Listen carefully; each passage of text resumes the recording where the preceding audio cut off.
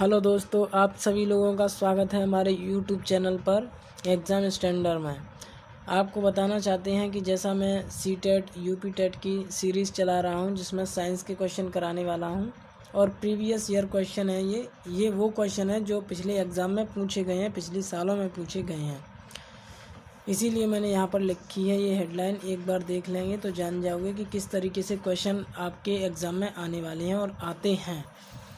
तो चलिए बिना टाइम वेस्ट करे वीडियो को स्टार्ट करते हैं। साथ ही जो लोग इस चैनल पर नए हैं वो चैनल को सब्सक्राइब कीजिए और साथ ही अपने सभी दोस्तों के साथ वीडियो को शेयर कीजिए।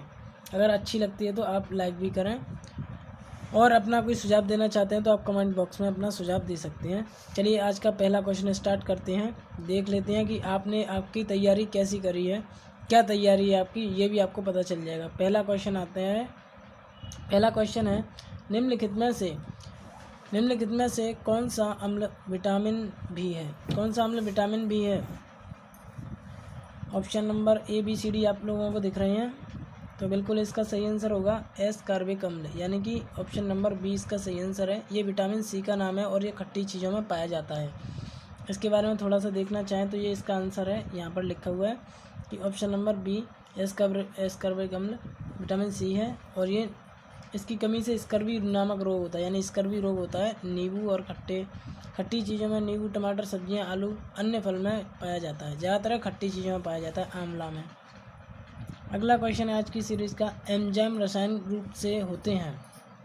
एंजाइम रसायन रूप से क्या होती हैं? लिपिड होते हैं, अम्ल होते हैं, कार्बोहाइड्रेट होते हैं, प्रोटीन होते हैं। क्या चीज़ होते हैं एंजाइम? तो इसका सही आंसर आप लोगों को पता है क्या होते हैं? प्रोटीन होते हैं। क्या होते हैं? प्रोटीन। इसका सही आंसर आएगा प्रोटीन होते हैं। तो यहाँ पर इसके बारे में थोड़ा सा दिया हुआ है, आप इसको जानना चाहें तो जान सकते हैं कि एंजाइम रासायनिक रूप से प्रोटीन होते हैं। एंजाइम की सूक्ष्म क्रिया में भाग लेने वाले पदार्थों में से किसी एक के साथ मिलकर इसे सक्रिय बनाती है, अर्थात प्रक्रिया के लिए प्रेरित कर देती है।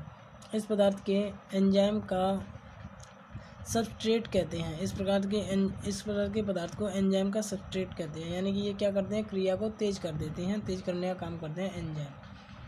आगे बढ़ेंगे। क्वेश्चन है कि रक्त का वह घटक जो संपूर्ण रक्त वाहिनियों में थक्का बनने से रोक देता है। थक्का बनने से, तो आप लोग जानते हैं हमारे शरीर में सारी नसें हैं और नसों में ब्लड बहता है।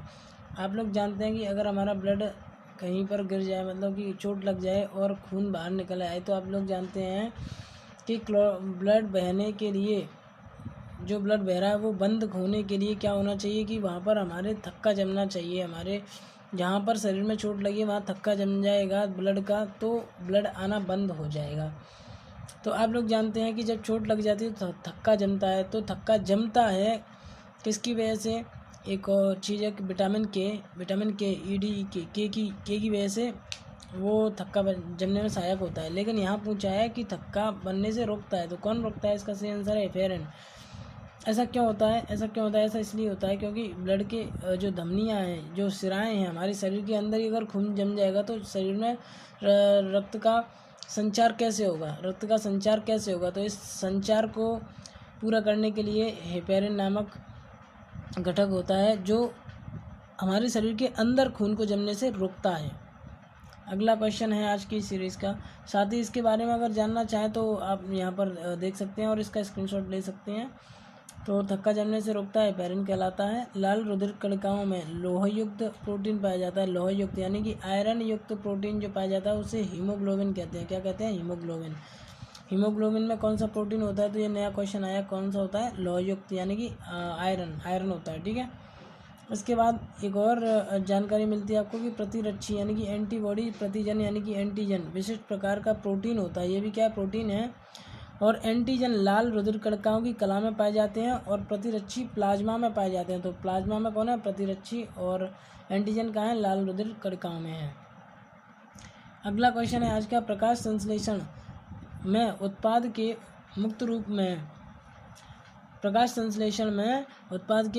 रूप में मुक्त ऑक्सीजन का स्रोत है। मतलब कि ऑक्सीजन का जो स्रोत है किसी रूप में जो मुक्त होती है, वो ऑक्सीजन किस रूप में मुक्त होती है? तो इसका सही आंसर है प्रकाश संश्लेषण की क्रिया में जल के रूप में ऑक्सीजन मुक्त होती है। अगला क्वेश्चन है कि बीजों का जरायुग बीजों का जरायुज यानी कि जिसको विविपेरस कहते हैं, क्या कहते हैं, विविपेरस कहते हैं, का अंकुरण होता है। बीजों का जरायुज अंकुरण होता है, यानी कि विविपेरस अंकुरण कहाँ होता है? तो इसका सही आंसर हो जाएगा, कहाँ पर होता है? ऑप्शन नंबर बी, राइजोफेरा में होता है। कहाँ पे होता है? बीजों का जरायुज यानी कि विविपेरस अंकुरण का राइजोफेरा मैंग्रोव पौधे में पाई जाती है। प्राय बीजों को अंकुरित होने के लिए ऑक्सीजन की आवश्यकता होती है। लवणीय दलदल में ऑक्सीजन की कमी होती है, अतः बीज मात्र पौधे पर फल के अंदर रहते हुए ही अंकुरित हो जाते हैं। यह गुण पित्रस्थ अंकुरण यानी कि विविपेरस कहलाता है। ठीक है, तो ये इसके बारे में थोड़ी जानकारी थी। आगे बढ़ते हैं, क्वेश्चन नंबर अगला। वह घटक यानी वह ऊतक जो एक हड्डी को दूसरी हड्डी से जोड़ता है, यानी कि हड्डी से हड्डी जुड़ रही है। आप लोगों ने देखा, जैसे थोड़ी देर के लिए अगर मोटे तौर पर देखा जाए तो जो घुटना होता है, घुटना, वहाँ पर दो हड्डियों का जोड़ है। कोहनी है आपकी, एल्बो है, वहाँ पर दो हड्डियों का जोड़ है। कलाई पे दो हड्डियों का जोड़ है। तो जहाँ पर भी ये जोड़ है, तो हड्डी से हड्डी का जोड़ होता है, वो किसकी वजह से होता है? और ये जो कहलाता है वो क्या कहलाता है? स्नायु कहलाता है। क्या कहलाता है? स्नायु कहलाता है। ठीक है, इसके बारे में थोड़ी जानकारी देखते हैं कि ये तो स्नायु कहलाता है। स्नायु को लिंगामेंट कहते हैं, इंग्लिश में क्या कहते हैं? लिंगामेंट। और अगर पूछ ले कि पेशी को हड्डी से जोड़ना हो, किसको? पेशी है, जो पेशी यानी कि जो पेशियां हैं, इस पेशी को अस्थि से जोड़ते हैं, तो उस चीज़ को हम कहते हैं कंडरा। क्या कहते हैं? कंडरा कहते हैं। यहाँ पर लिखा हुआ है कंडरा कहते हैं, जिसको इंग्लिश में टेंडन कहेंगे। क्या कहेंगे? टेंडन। अगला क्वेश्चन है, रेशम पालन क्या कहलाता है? तो रेशम पालन का सही आंसर है सेरिकल्चर। सी ऑप्शन सही जाएगा, सेरिकल्चर कहलाता है। इसमें क्या होता है? रेशम में ये जो एपीकल्चर है वो होता है मधुमक्खी के लिए। फिशिकल्चर होता है मछली उत्पादन के लिए। एग्रीकल्चर आप लोग जानते हैं कृषि से संबंधित है, और ये सेरिकल्चर हो गया आपका रेशम कीट पालन से। इसके बाद है, निम्न में से विषमांगी मिश्रण नहीं है। विषमांगी मिश्रण नहीं है, तो हवा जो है वो विषमांगी मिश्रण नहीं है, बाकी सब विषमांगी मिश्रण है। तो विषमांगी मिश्रण या सममांगी मिश्रण क्या होता है? तो सममांगी मिश्रण, हवा क्या है? सममांगी मिश्रण है। यानी कि कोई विलयन हो, उसमें अगर हम कुछ भी चीज़ों को घोल रहे हैं, कितनी ही चीज़ें घोली जा रही हैं, अगर उन सब के व्यास विलयन के बराबर, विलयन के अणुओं के व्यास के बराबर दूसरी चीज़ों के अणुओं के व्यास रहेंगे, तो वो समांगी मिश्रण हो जाएगा, और वहाँ पर आपको पता नहीं चलेगा कि दोनों पदार्थों में से पहला कौन सा है और दूसरा कौन सा है। ठीक है, विलय और विलायक के अणुओं के व्यास जहाँ समान हो जाए वो समांगी मिश्रण कहलाता है। तो देखिए, यही चीज़ यहाँ पर लिखी हुई है कि वह मिश्रण जिसके प्रत्येक भाग में उसके अवयवी पदार्थों का संगठन व गुण एक समान होते हैं, समांगी मिश्रण कहलाता है। इस प्रकार के मिश्रण के अवयवों को हम नग्न आँखों से नहीं देख सकते, यानी अपनी नग्न आँखों से नहीं देख सकते। विदाउट माइक्रोस्कोप आप नहीं देख सकते। चीनी में जैसे जल का विलयन हो जाए, यानी शरबत बन जाए, तो चीनी और पानी को अलग अलग नहीं देखा जा सकता। अगला, रदरफोर्ड ने अल्फा कण का प्रकीर्णन प्रयोग किया था, उसके परिणाम स्वरूप किसकी खोज की गई थी? तो इसका सही आंसर है ऑप्शन नंबर बी, परमाणु की खोज की गई थी। किसकी? परमाणु की। अगला क्वेश्चन, सर्वाधिक क्वथनांक वाला यौगिक है। सर्वाधिक क्वथनांक वाला कौन है? सर्वाधिक क्वथनांक वाला है एन पेंटेन। क्या होता है? N pentane. जो एल्केन जो होते हैं, एल्केन ग्रुप जो होता है, उसका जो क्वथनांक है वो सबसे ज़्यादा होता है। ठीक है, एल्केन का क्वथनांक सबसे ज़्यादा होता है। ठीक है, ये इसके बारे में पूरी जानकारी है। आगे बढ़ेंगे। प्राकृतिक रबर का एक लक होता है, कौन होता है? तो इसका सही आंसर है आइसोप्रोपिन होता है। क्या होता है? आइसोप्रोपिन। इसके बारे में ये जानकारी दी हुई है, अगर आप लोग इसका स्क्रीनशॉट लेकर पढ़ना चाहें तो पढ़ सकते हैं। आगे बढ़ते हैं अगले की ओर।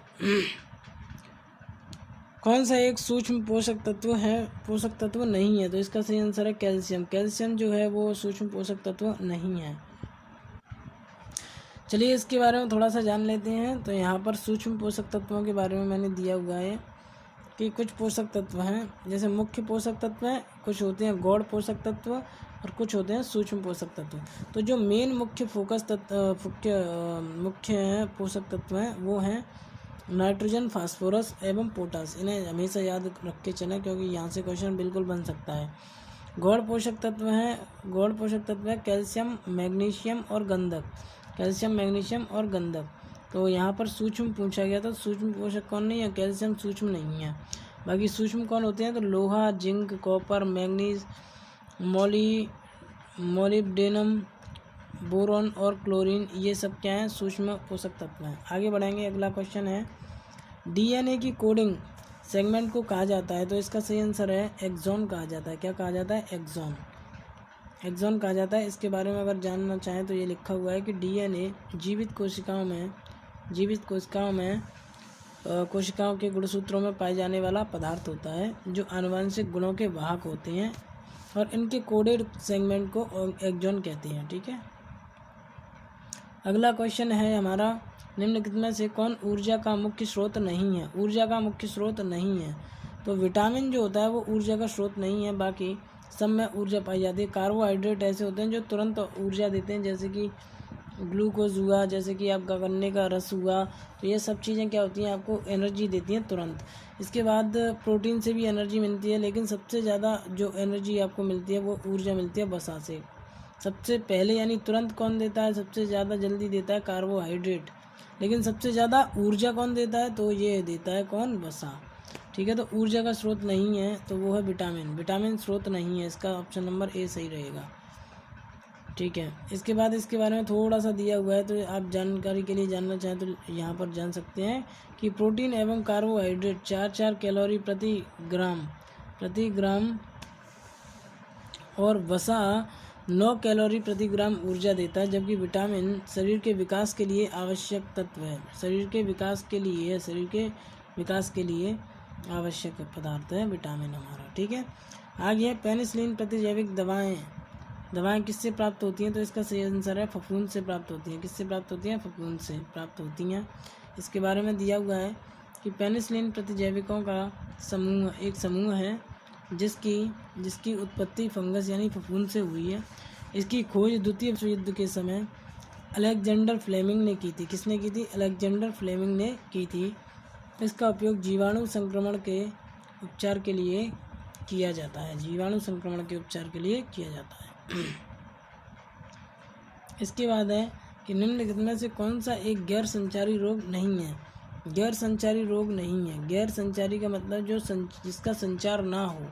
गैर संचार का मतलब है गैर संचार यानी कि संचार ना हो, जिसका संचार ना हो, और उसमें बोलना है नहीं है, मतलब कि संचार जो हो जाए वो वाला बताना है। बहुत माइंडेड क्वेश्चन पूछ लिया है ये, यहाँ पर गैर संचारी बोल के यहाँ पर नहीं बोल रहा है, यानी कुल मिला के संचारी रोग ही पूछ लिया है इन्होंने कि कौन सा संचारी रोग है। तो इसका सही आंसर है हैजा यानी कॉलरा यानी कि हैजा क्या है, संचारी रोग है। बाकी सब कैसे रोग हैं, गैर संचारी रोग हैं। तो उनसे गैर संचारी रोग नहीं पूछा था, तो कॉलरा यानी कि हैजा हो जाएगा इसका सही आंसर। ठीक है, अगले क्वेश्चन की ओर आते हैं। पौधों में प्रोटीन संश्लेषण के लिए अनिवार्य तत्व है। अनिवार्य तत्व कौन सा है, तो मैग्नीशियम एक अनिवार्य तत्व है प्रोटीन संश्लेषण की क्रिया के लिए।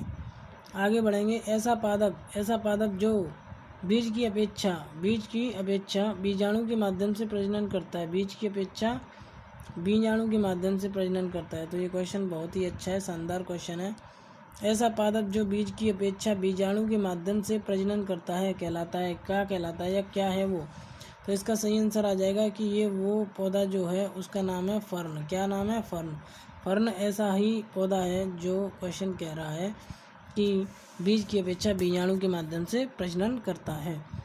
तो फर्न के बारे में आइए जान लेते हैं थोड़ा सा, फर्न के बारे में पूरी जानकारी। फर्न एक अपुष्पीय पौधा है जिसका प्रजनन बीज की अपेक्षा बीजाणु धानी से होता है और इसकी बीजाणु धानियाँ पत्तियों में पाई जाती हैं। बीजाणु धानियाँ कहाँ पाई जाती हैं, पत्तियों में पाई जाती हैं।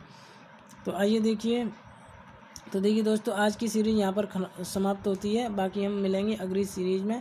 तब तक के लिए जैसा कि आप यहाँ पर देख रहे हैं, सब्सक्राइब कीजिए। अगर वीडियो अच्छा लगा है तो लाइक कीजिए, साथ ही अपने दोस्तों के साथ शेयर अवश्य करें।